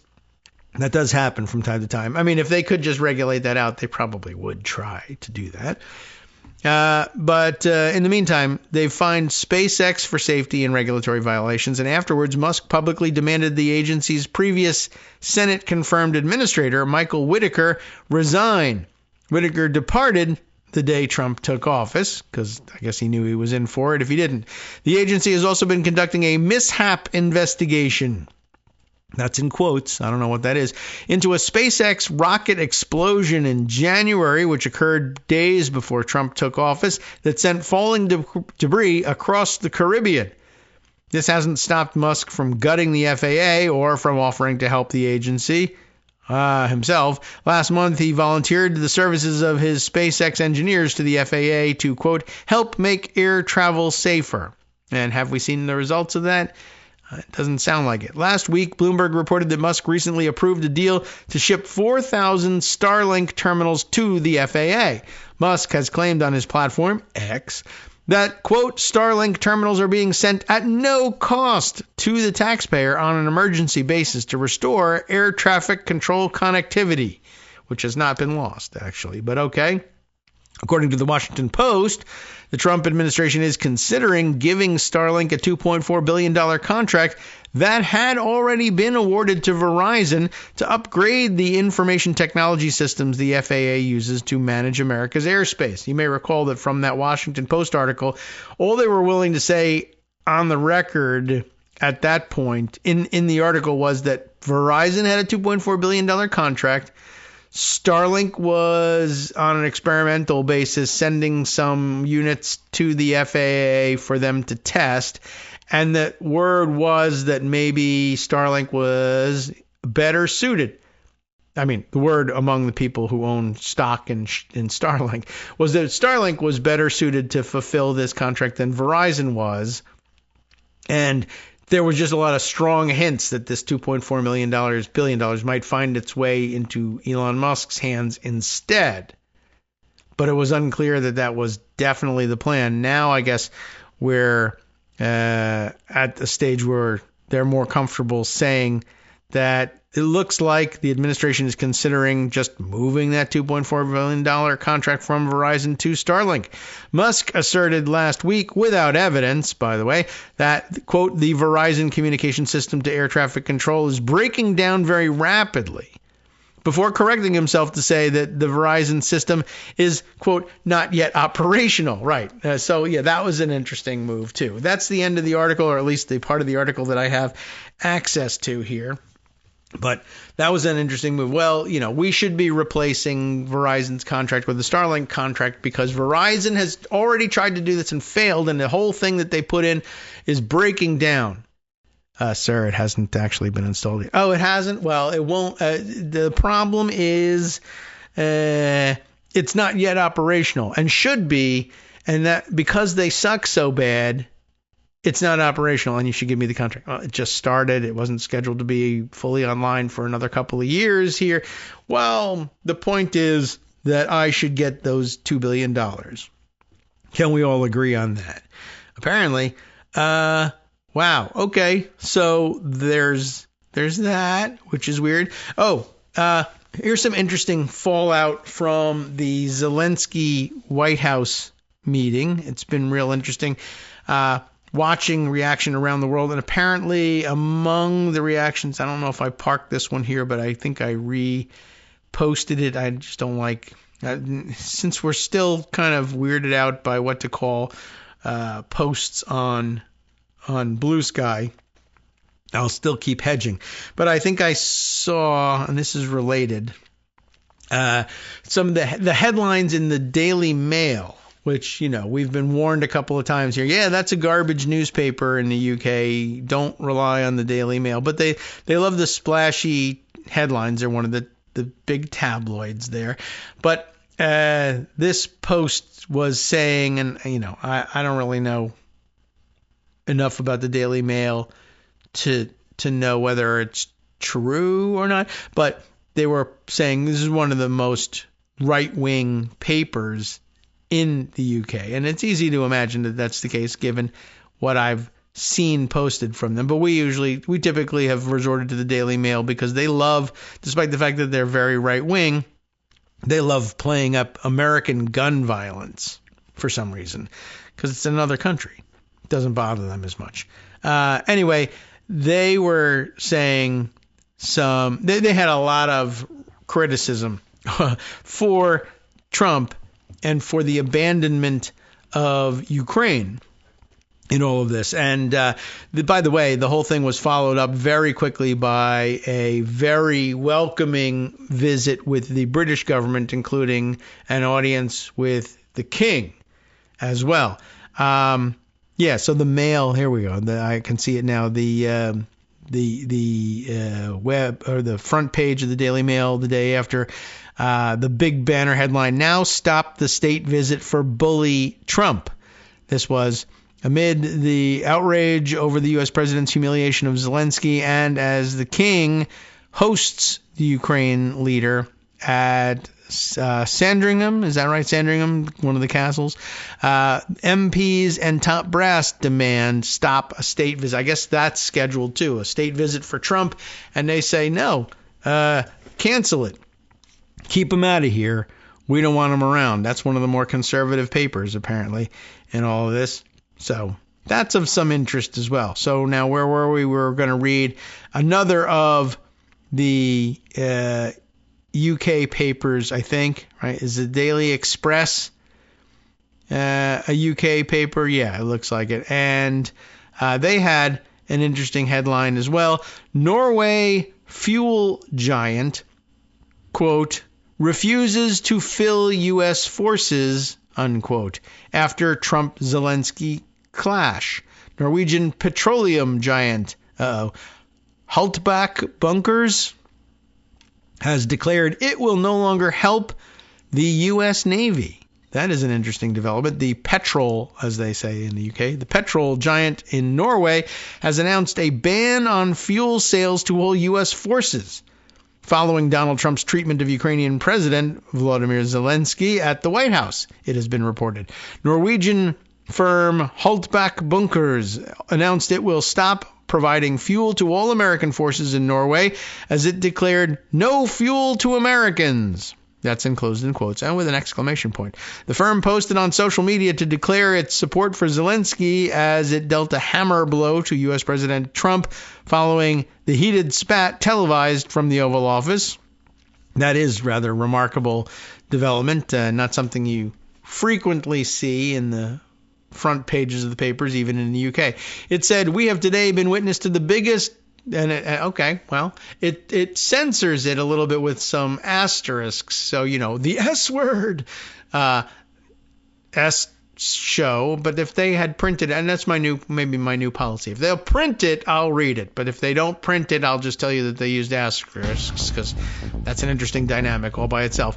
One of the biggest shows ever presented on live TV by the current American president and his vice president. Huge credit to the president of Ukraine restraining himself, they say, and for keeping calm even though USA put on a backstabbing TV show. It made us sick, short and sweet. As a result, we've decided to immediately stop as fuel provider to American forces in Norway and their ships calling Norwegian ports. Hi everybody, it's me, David Waldman. Yes, the same guy who interrupts you all the time. Interrupting you one more time just to tell you again, another reminder that your contributions are what keep this show on the air, and patreon.com, patreon.com, is still among the easiest ways to make the sustaining subscription donations that keep us afloat. Are you ready for the pep talk about how our Patreon campaign is still going strong and growing? Well, too bad. Yeah, the plain fact is we actually are headed in the wrong direction, and whereas we once had about 175 monthly patrons, we're now actually down below 150. Time to recruit some more. Not exactly the kind of news I wanted to share, but there it is. For those of you in a position to support the show, patreon.com does make it easy to make those secure, recurring monthly contributions to do so. Patreon.com/KagroX gets you straight to our donation page. We've been through a lot together. The worst of the pandemic, we hope.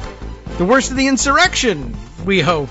So go ahead and treat yourself. You don't need an excuse. Give yourself the gift of a little something you enjoy in life. Support the show. And of course, if you happen to prefer using PayPal or even the Square Cash app, we're up and running on those options too. So thanks again, everyone, for all your support. We couldn't, or at least shouldn't, do it without you. Hope you'll be on board soon too. Thanks for all your support. All right, welcome back now to the Kagro in the Morning Show here on Netroots Radio. Let's try and race through a couple of other things. We'll jump back out of the, what were we reading, Daily Express. I think we get the gist of that one. Private supplier of fuel to the U.S. Navy's ships in the, I guess, North Atlantic. No more refueling from their outlets, I guess. I don't know whether anybody else can step in or will step in or what, but I don't know. It's getting a little weird and shaky out there, and that's a readiness issue for us. And if only Donald Trump cared about that stuff, it might have an impact. Anyway, it's going to have an impact on the actual operations. Lots of other things to get to, and who knows whether we're going to have time to get to them all. Maybe we'll jump around a little bit. The Associated Press put something out that I guess we got to pay some attention to. I forgot to check in with Greg about this. Is the State of the Union, is that happening tomorrow? Is it? I have lost track of when the State of the Union is going to be delivered, and not that I was going to watch it or anything, but we should stay on top of that. I guess it's maybe it's happening today, because the top news hits on it are what time does Trump address the joint session of Congress? Tomorrow? Okay. So does that mean? All right. So Tuesday, March 4th. And I guess maybe that helps explain how the tariff stuff, the tariff launches, got delayed to March 4th as opposed to, say, March 1st. It's the date that he'll be announcing, or that he's delivering not the state, well, usually the first one of a presidential term is not actually a State of the Union, but an address to a joint session. That's why it was phrased that way in the headline. But maybe he'll be using that occasion to announce either the formal beginning of these tariffs or to postpone them once again, because 2 weeks, something like that. Anyway, all right. So now we're clear on when they're going to have the speech. But this may come up as well. According to the Associated Press, the Trump administration, and the headline, it says, may exclude government spending from its calculations of, I'll put in those words, GDP, gross domestic product, obscuring the impact of dodgy cuts. And it's difficult to see what they're trying to get at here, except for, that's the best explanation, is if they are trying to hide the size of the cuts, sort of, in terms, I guess maybe if they included government spending in the calculations of GDP, and they always have, and every other country does too, and I guess I can see why ultra-conservatives who hate government in general and hate government spending in particular would have an ideological reason for excluding government spending from gross domestic product.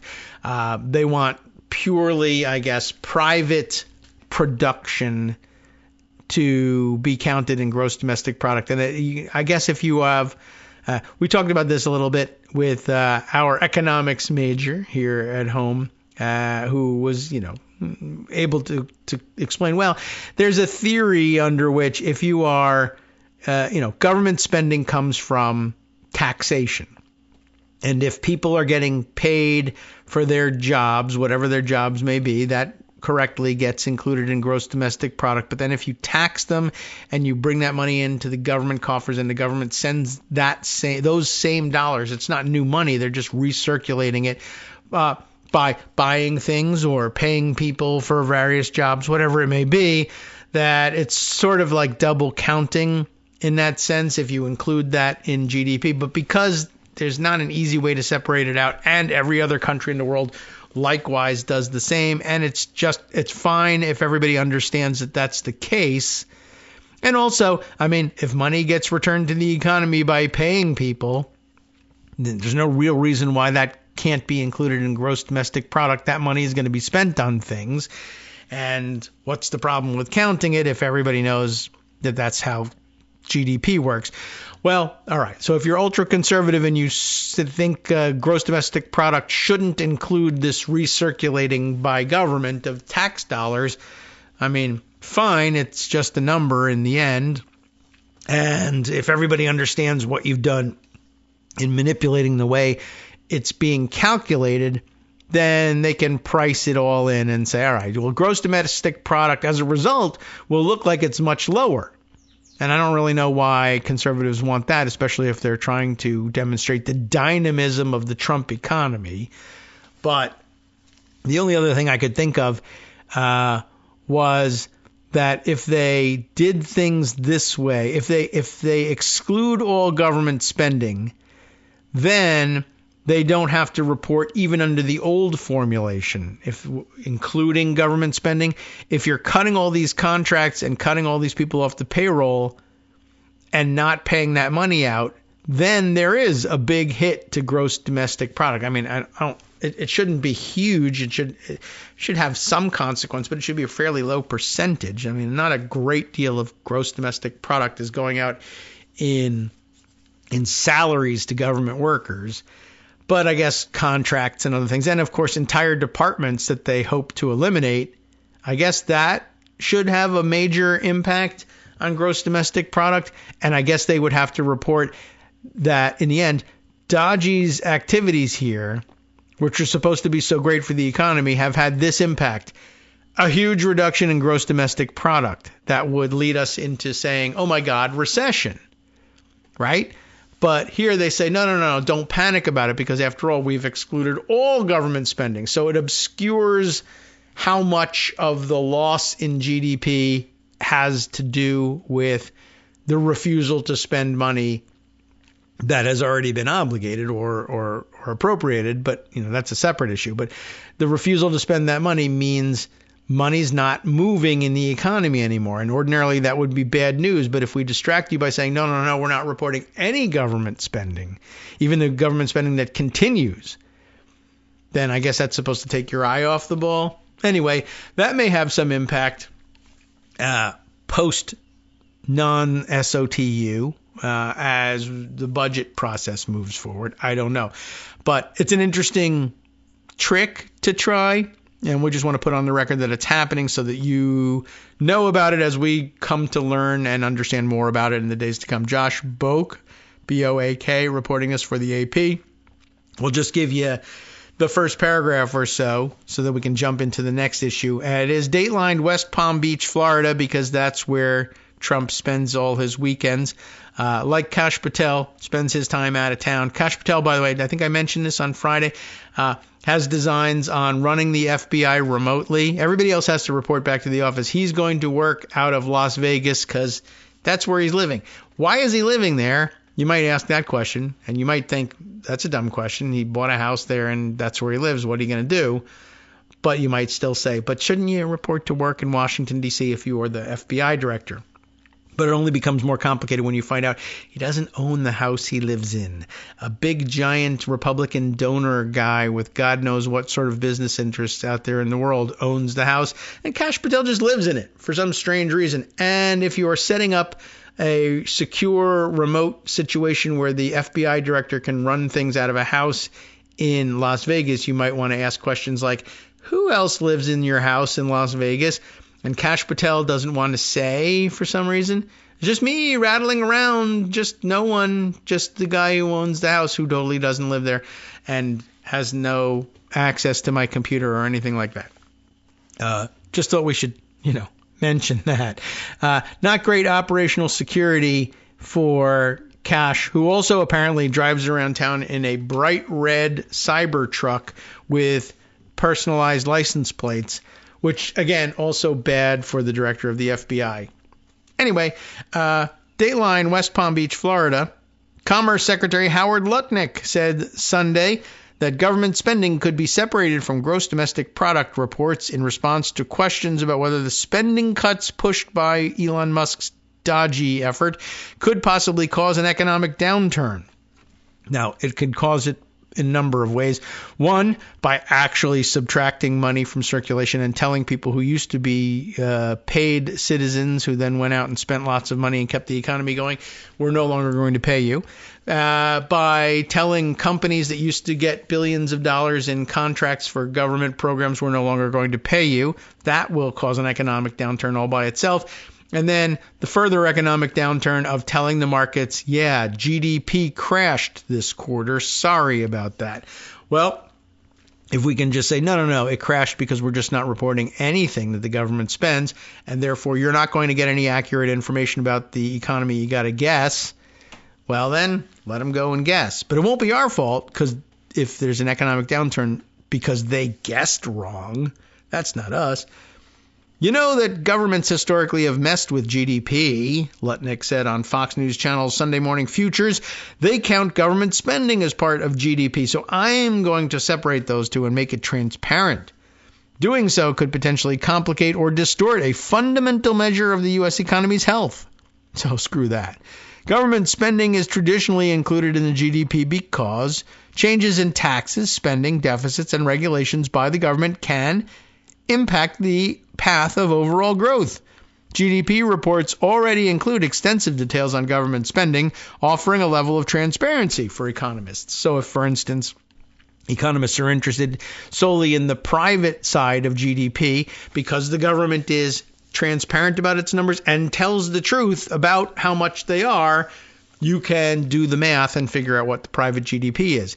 But if you just say, well, here's GDP calculated the way we want to calculate it, and you're not entitled to these numbers, then economists are going to have a difficult time trying to figure out the health of the economy, which I guess is what they want, because they figure if you guys could really calculate it, you'd tell everybody that we were entering a recession. And if you do that, then we might lose elections. So I guess that's the game.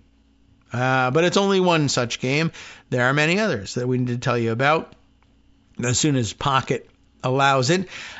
We mentioned, of course, the cryptocurrency reserve being announced. You can already see for yourself where that one's going. And, of course, we're also learning about lots of insiders making insidery trades all of a sudden in the very coins that will be used as part of this proposed cryptocurrency reserve. And as Greg pointed out, the other good observation about all of this, you don't need a reserve of non-physical assets that, so that one, they can't be put to use practically in any way. And as Greg points out, usually you will hold a reserve in things that cannot be rapidly simply purchased with cash, so that you are stockpiled against scarcity. But if one, you can create the stuff yourself, and two, you can just pretty quickly convert cash into this crypto. And I mean, the whole point of crypto is that you can, in fact, do that very quickly. Then there's really no reason to be holding it in reserve at all, which is sort of fundamental to the idea of holding reserves. Why are you doing this? And it makes it that much more obvious that the answer is because cryptocurrency is essentially a Ponzi scheme, and it depends on being able to sell it to other people. And otherwise, the sooner people realize an imaginary coin that's worth whatever other people say it's worth isn't actually a good idea to be holding on to. The way it works is if I buy it for $10 and can convince somebody else that it's worth 20, that's good for me. Bad for them, though, if they buy it at 20 and can't convince anybody that's worth 30. Worse still if they can only convince them it's worth the 20 they paid. And worse even than that, if everybody realized, maybe it was really only the 10 that it was worth the first time the guy sold it, and you lose. But as long as if you can make the government buy it from you for 40 because they need it for a reserve, because we said so, because reasons, then everybody finds the exit, right? If I can no longer find anybody to buy it for 30, or certainly not for 40, what if I force the government to do it? What if I force the government's computers to think that I forced the government to do it, even if I didn't actually do it? That should accomplish the task just the same. All right, let's see. Other things to share with you. I mentioned this subject at the end of last week, sort of sneaked it in at the last minute. Ordinarily, I would rule out on its face bringing you a Ruth Marcus story from the Washington Post. But, okay, every once in a while, she'll hit on something that not only is true, but is helpfully formulated. A warning to law firms: stand up for the rule of law while you can. One by one, Trump is fencing in all his potential opponents, and now he's sending a clear warning to lawyers to back off. Just wanted to make this point again. Hold it. This is a good one. Is everybody listening? President Donald Trump, about to sign a sheaf of executive orders, was so jazzed up about this one that he interrupted the aide explaining the document. Sharpie in hand, Trump waved off a reporter asking about U.S. troops in Europe. Don't ask me about that. I want to talk about this. Wait, I just want to savor this one, please. And so, the President of the United States signed an extraordinary document aimed at a single law firm, indeed a single lawyer, for the egregious offense of representing a client. You know who it is. You know what the client was. We mentioned it on Friday, but it calls for reiteration. Deranged Jack Smith, Trump declared. We're going to call it the Deranged Jack Smith signing. Now, he goes on to say, or bill, but it's not a bill. So, I don't know. For some reason, that gets eliminated here. More formally titled, quote, Suspension of Security Clearances and Evaluation of Government Contracts. The order revoked the security clearance for Peter Koski, a Covington and Burling partner, and called for terminating any contracts the government has with the firm. And in fact, she notes parenthetically, there aren't any, but he wanted to threaten it anyway. Koski's offense: he and Lanny Brewer, another Covington partner, agreed to represent Jack Smith, the special counsel who investigated and indicted Trump during the Biden era. Trump has called for jailing Smith, quote, and his thug prosecutors. According to a financial disclosure form Smith filed upon leaving the Department of Justice, Covington has already provided $140,000 in pro bono legal services to Smith. That unhinged the acting U.S. Attorney for D.C., Ed Martin, who posted on X a line that bore his trademark unethical malevolence. We'll be in touch soon. Hashtag no one is above the law. Except us. Trump has issued executive orders that are more significant and others that are more malign, but this one encapsulates the myriad dangers that Trump presents in his second term. He has been unleashed as never before to operationalize his petty vindictiveness, revoking security clearances for former intelligence officials who've crossed him, and yanking security details for other opponents. Now he wants not only to deploy the Justice Department to go after Smith, but also ensure that Smith does not receive proper legal representation. Constitution, whatever. As Trump well knows, because his own lawyers had to obtain security clearances to represent him in the Pervalago classified documents case, Kosky and other Covington lawyers need those clearances to do their job as Smith's counsel. When a reporter asked about the wisdom of targeting individual law firms and lawyers, Trump made clear that retribution was his goal. "Excuse me, I've been targeted for 4 years, longer than that," he said. "You don't tell me about targeting. I was the target of corrupt politicians for 4 years, and then 4 years after that." So that's 8 years. You can just say that. "So don't tell me about targeting." There is something even more sinister going on here. Trump is happy to exact the smallest measures of revenge against Smith and those who would dare to help him. But this order isn't just aimed at Kosky and Covington. It's designed to intimidate law firms considering taking on the administration. The message of the order was clear. Do so at your peril. We will come after you. So for people who asked why isn't Verizon suing, one of the reasons might be this. Trump said as much. And you'll be doing this with other firms as time goes by, right? He asked Staff Secretary Will Scharf. Look, man, I just bring you these things and read you the titles. I don't know. But, Trump knows he doesn't know, but he asks anyway. Trump invoked the weaponization of our system by law firms, even pro bono work they're doing in order to clog up government, stop government, adding, "Nobody knows more about it than me, and hopefully that'll never happen again."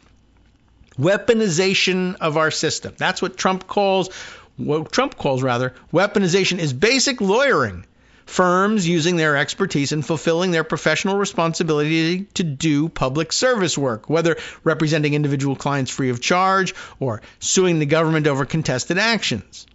Or both, for that matter. As the president well understands, advocacy groups and public interest law firms don't have the capacity to conduct this litigation on their own. They need big private firms with their resources and personnel. Trump wants those lawyers out of the way.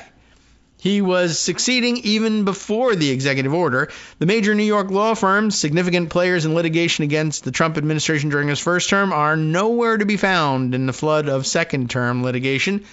They have privately made clear that they are not interested in taking the risk that Trump might target them and scare off their corporate clients, according to lawyers involved in the litigation. Law firms are similarly reluctant to let their lawyers take on pro bono representation for former Biden administration officials and others who, like Smith, could be in the Trump Justice Department's crosshairs. This is of a piece with Trump's larger strategy to dismantle or defang every potential vector of resistance and opposition in and outside government. Inspectors General fired. The special counsel, not to be confused with the prosecutors like Smith, but the official entrusted with protecting government whistleblowers, fired. Generals ousted, and chillingly, the senior lawyers of the military branches, the ones who could tell Trump his orders are unlawful, fired. Prosecutors and FBI agents summarily transferred and instructed that dissent will not be tolerated. Outside government, the media is instructed what language they must use. Gulf of America, for instance, at risk of losing access. The White House Correspondents Association is relieved of its traditional responsibility for organizing the media pool coverage of the president, with the White House itself asserting the power to pick and choose among favored news organizations. Remember, they can't pick winners and losers? Yes, they can. I meant that Democrats shouldn't. This is the familiar and terrifying authoritarian playbook, and it's all happening here. Now, the lawyers. It matters little whether Trump's move receives front-page coverage. He enjoys the small-minded pleasure of exacting retribution. Watch the video of Trump tossing out the signing pen with a satisfied snarl. "Here, why don't you send this to Jack Smith?" And the larger bonus of bullying potential opponents into submission. Warning to big law, those who fail to stand up while they can for the rule of law may rue its erosion and regret their silence. Well, All true, even if Ruth Marcus finally gets around to saying it. All right. Other things to note of interest. Oh, my gosh, there's a lot. Well, let's see. We kind of have to add this one to the mix from The Guardian. We haven't called on The Guardian yet today. And let's see. We got Stephanie Kirschgassner. It's my best guess there. I think I got it right. Stephanie Kirschgassner reporting for The Guardian. Trump administration retreats in fight against Russian cyber threats. So chalk this one up under political union with Russia to own the globalists, but also essentially stand-down orders. Remember when stand-down orders were a big deal? Benghazi investigation. We're going to have how many different probes of Benghazi and make Hillary Clinton testify for hours on end. And we're definitely going to bring this up every chance we get because stand-down order. Recent incidents indicate that the U.S.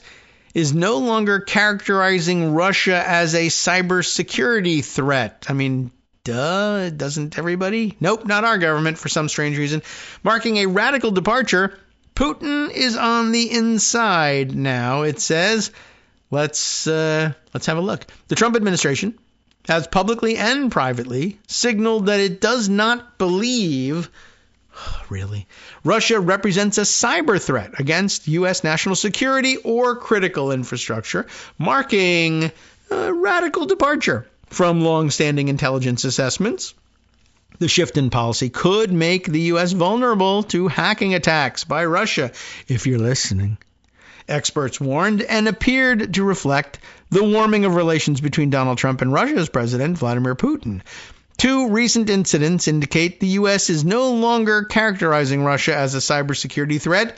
Liesl Franz, that's my best guess. Franz, perhaps? L-I-E-S-Y-L. Is that Liesl, just spelled differently? Franz, a Deputy Assistant Secretary for International Cybersecurity at the State Department, said in a speech last week before a United Nations working group that cybersecurity, that the U.S. was concerned by threats perpetrated by some states, but only named China and Iran, with no mention of Russia in her remarks.